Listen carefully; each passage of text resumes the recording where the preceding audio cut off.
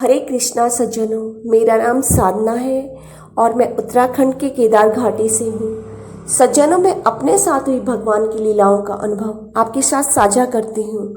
आज इसी क्रम में भगवान की यह लीला है। यह लीला 5, 6 और 7 नवंबर 2020 की है। समय है 1:45 का दोपहर।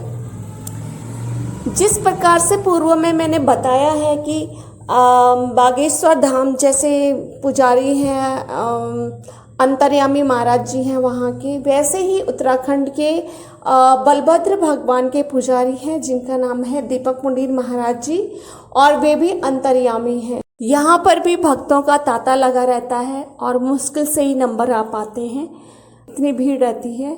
और तो जब हम भद्रास मंदिर जा रहे थे, हमने दीपक पुंडीर महाराज जी से कुछ भी नहीं पूछा और उनके चरण छूने गए थे। तभी महाराज जी ने मुझे कहा कि जो माला तुम जपती हो माँ तुलसी की, और जो कि माँ तुलसी तुम्हें पहले भी कह चुकी है कि मुष्टिका ले लो। हाँ, पूर्व में मुझे तुलसी जाप करते समय माँ ने कहा था कि खुली हाथ में माला लेकर नहीं जपना है, मुष्टिका ले लो।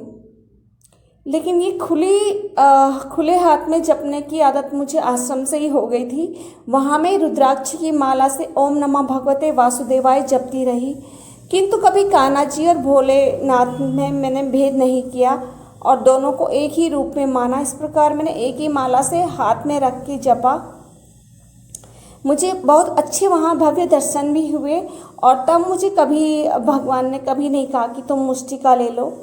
तो मैं ऐसे ही जपती चली गई, ऐसे ही मुझे आदत हो गई हाथों के बीच में छिपा करके करने की। और मैंने कभी मुष्टिका खरीदी ही नहीं।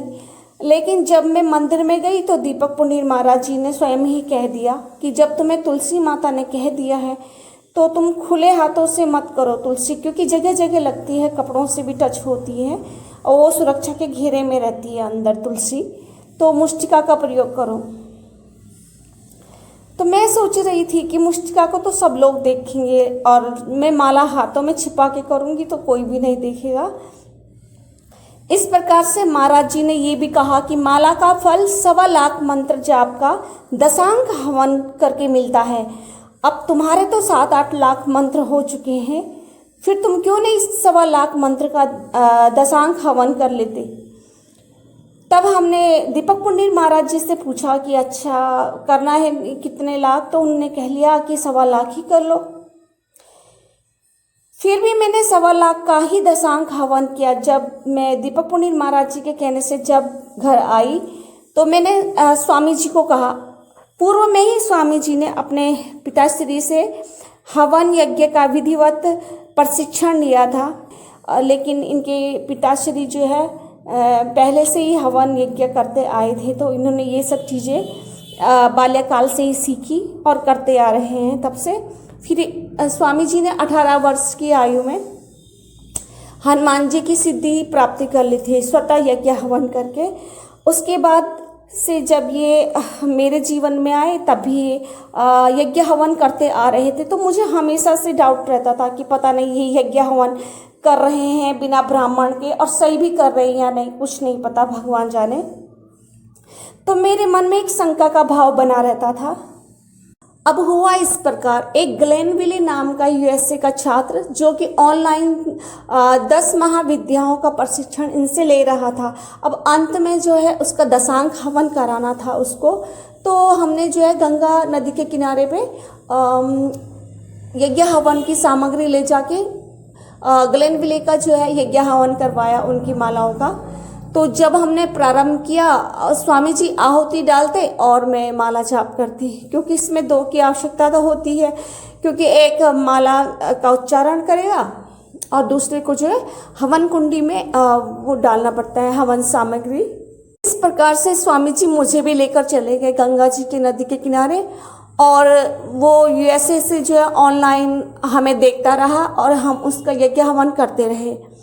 तो इस प्रकार से जब हम यज्ञ हवन कर रहे थे तो तब स्वामी जी ने कहा किसी निर्जन स्थान पे ही यज्ञ हवन करते हैं जहाँ पे कम आवाजाही हो, गंगा नदी के किनारे। तो हमने गंगा नदी के किनारे एक ऐसा स्थान चुना जहाँ बहुत कम आवाजाही थी, 5 नवंबर 2020 को प्रातः 10 बजे हवन सामग्री लेकर हम दोनों जो है विधि विधान से हवन करना हमने प्रारंभ किया। पूर्व में किया गया विदेशी छात्र का हवन भी 3 दिन तक चला था। इस प्रकार से ग्लेनविले नाम के इस विदेशी छात्र का हवन करते समय पहले दिन अक्टूबर माह में फर्स्ट हवन के दिन ही काली माँ प्रसन्न हो गई। अपनी नरमुंड माला के साथ अनेकों हाथ में अस्त्र शस्त्र लिए माँ काली अपने रूप में प्रकट हो गई। वे हवन कुंडी के मध्य प्रकट हो गई। स्वामी जी अति प्रसन्न थे और अब मेरा हवन का पहला दिन था 5, 6 और 7 को। 5 नवंबर को हवन सुबह 10 बजे से हमने आरंभ किया। अब हमने स्थान बदल दिया। हमने एक दूसरे ही निर्जन स्थान पर चले गए, वह भी गंगा नदी का किनारा ही था। 10 बजे से दिन के 2 बजे तक हमने यह यज्ञ हवन किया, किंतु न माँ राधा और न प्रभु कान्हा जी प्रकट हुए, क्योंकि मैं ओम नमो भगवते वासुदेवाय जपती हूँ। अब दूसरा दिन आया 6 नवंबर का। इस दिन भी हवन 10 बजे से 2 बजे तक चला। 6 नवंबर को हवन समाप्ति के समीप ही समय 1:45 पर कान्हा जी ने हवन में ही रखी मूर्ति के सदृश ही मुझे हवन कुंडी में सफेद भव्य अति सुंदर वनमाला के साथ अति भव्य दर्शन दिया। वे हवन कुंडी के मध्य प्रकट हो गए। मैं फूली नहीं समाई। मेरी खुशी की था तो शुरू से ही नहीं है, 2017 से, क्योंकि 2017 से ही दर्शन आरंभ हो गए थे। अब अति प्रसन्नता हुई। अब मेरा हवन माला जाप प्रभु द्वारा स्वीकार्य हो चुका था, किंतु दुखी भी थी कि माँ भगवती की भी मूर्ति की पूजा मंत्र जाप किया गया था, किंतु माँ भगवती ने दर्शन क्यों नहीं दिए, ये प्रश्न मेरे हृदय में बना हुआ था। अब तीसरा दिन बचा हवन का। हवन की जाप का 10 बजे प्रातः से 2 बजे तक विधि विधान से मैंने हवन किया और स्वामी जी ने समाप्ति हो गई, किंतु माँ राधे ने दर्शन नहीं दिया। मात्र दूसरे दिन ही भगवान कृष्ण ने दर्शन दिए। मैं उसमें ही संतुष्ट हो गई। अब मेरा हवन पूर्ण हो चुका था। इस प्रकार से सज्जनों, यज्ञ और हवन की इतनी महत्ता है। जो भी मंत्र जाप करते हैं, जो भी माला जाप करते हैं, उसका 1.25 लाख दशांक भाग का दशांक हवन करना चाहिए। 1.25 लाख माला का जितना भी वो निकलता है उतने माला फेरनी चाहिए करते समय जब यज्ञ हवन करते हैं। और उस टाइम पे जो है हृदय से करना चाहिए। जो यज्ञ हवन करते हैं तो भगवान उसमें प्रकट होते हैं, क्योंकि हम साक्षी हैं इस चीज़ के, क्योंकि हमारे साथ हुआ है ये, और ये हमारा निजी अनुभव है कि वे प्रकट हुए। 2 बार हुए। एक बार हमने ग्लेनविले इसलिए का किया तो तब माता जो है नरमुंड माला के साथ प्रकट हो गई यज्ञ हवन में, और जब मेरा किया तो तब जो है कृष्ण भगवान प्रकट हो गए। इस प्रकार सज्जनों, जो यज्ञ हवन की विधियां हैं वे शास्त्रोक्त है, बिल्कुल सत्य है, और इसमें कोई शंका नहीं है कि भगवान प्रकट नहीं होते। भगवान अवश्य ही प्रकट होते हैं। सच्चे भाव से भजने की जरूरत है।